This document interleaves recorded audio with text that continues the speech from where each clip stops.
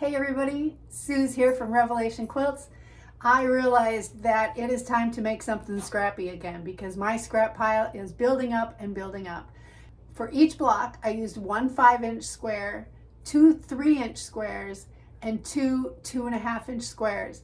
So grab your piles, grab your scraps, and we're gonna make this.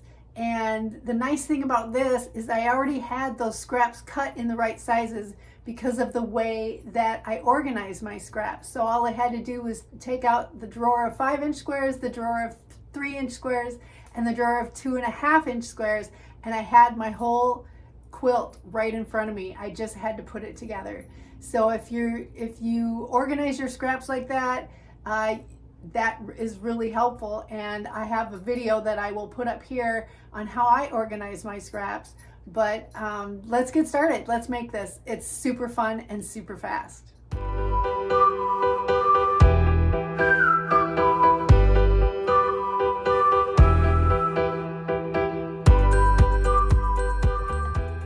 So to make this block, you will need 5 pieces. You will need one 5-inch square, and then you'll need two 3-inch squares. And I picked squares that were lighter than the original 5-inch square. And the other thing you'll need is 2 squares that are 2.5 inches square. And I picked these that are darker than the 3-inch squares. So I'm really playing with lights and darks here. And the original 5-inch square, I just went through my stash of scraps and I made sure it was at least something that was interesting. So this is kind of an interesting print. It's got apples on it. So the first thing we're going to do is we are going to snowball the 3-inch squares onto 2 of the corners. And what I like to do is I like to draw a line with a pencil or a pen or some marking utensil. It's not going to show, so I will mark a line right from corner to corner, and then I'm going to mark another line that is a 1/2 inch away from that towards the corner. So I've got now 2 marks on there. Hopefully you can see that. And I'm just going to sew down each of those lines. So let me get those sewn. So I've sewn along each of those lines that I've drawn. I've got now 2 stitch lines. And now I'm going to cut a 1/2 inch away from that first line, that first stitching line. So right in the middle of the 2 lines. And I'm going to measure. You don't have to measure if you are pretty accurate. So now what I've got is I've got a little 1/2 square triangle, which I'm going to put in a pile, and then I've got a snowballed corner. So I'm just going to iron that corner down like so, and I'm going to do the same thing to the other corner with my other 3-inch square. So I'm going to mark it first, make sure it's nice and even with that corner. I'm going to make 2 lines. One goes from corner to corner, and the other one will be a 1/2 inch away from that towards that corner. So you might be able to see these lines a little better. And I'm going to sew down those lines as well. And again, I'm going to cut that off a 1/4 inch from the first line that I drew, or right in the middle of the 2 lines that I've sewn. 1/2 square triangle goes in a pile, and then I'm going to iron this nice and flat and open. So this is what I have so far. And now I'm going to take my 2.5 inch squares and I'm going to snowball those same corners again.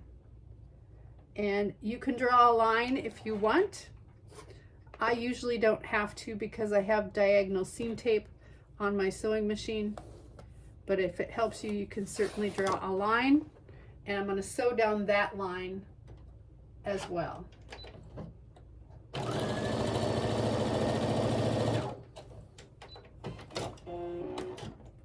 I'm going to do the same thing to the other side.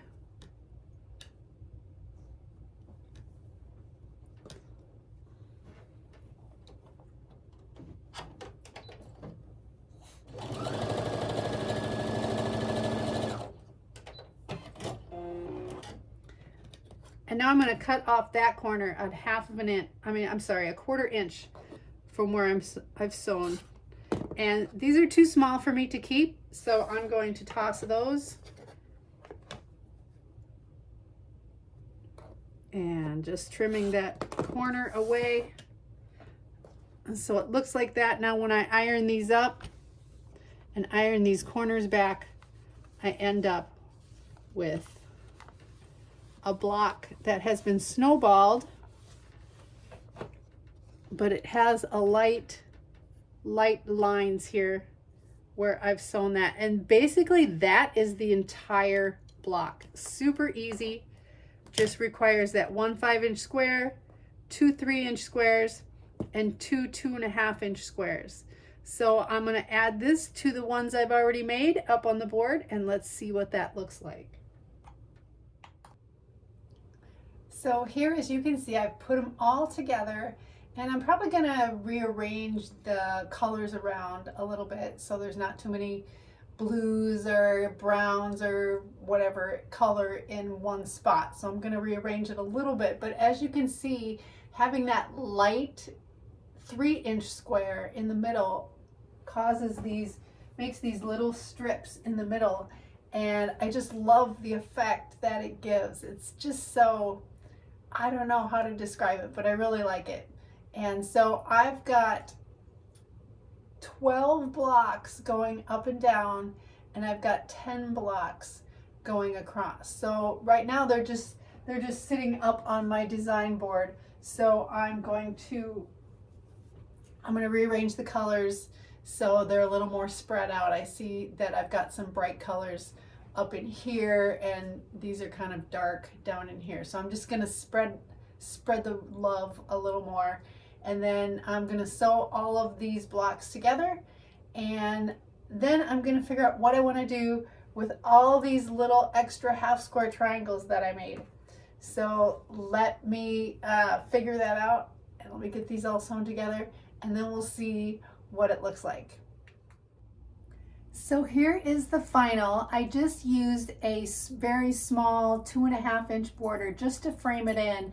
I really wanted those bright squares in the light fabric to stand out, and so that's why I bordered it just in a simple black. Actually, I used some jelly roll strips to border it. The whole quilt measures 48 by 58, and I really like the way it turned out. I think it almost looks fancy, for lack of a better word. I think it's just really striking, and I like the way that that I used the lights and the darks to really contrast and make those little squares stand out. And I really also like the fact that I used the 5-inch squares. I tried to make each one kind of interesting with a interesting print to it. And so I really enjoyed it. It was super fast and it was super easy. So I'm calling this the half double snowball quilt.